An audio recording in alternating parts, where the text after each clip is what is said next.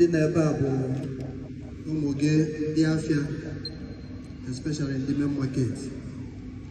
Ozi izila anyị na ụnya ka anyị pikie na 2 options i nyere anyị maka ka anyị ji wee bịa.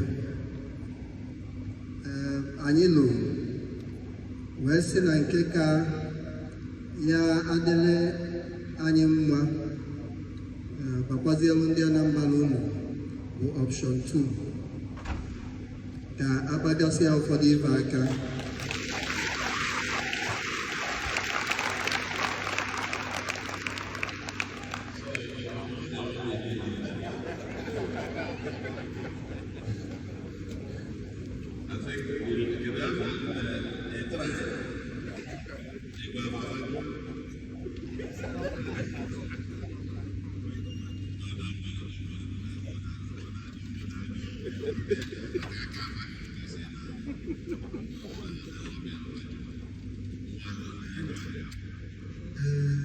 That yesterday, my mother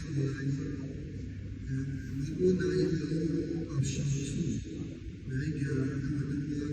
2, suggestion. Then I gave a requirement at the parks. Then you could Maka Johnson Street by Soludo Road. If any needed the more. Mana abiana suggestion case I will be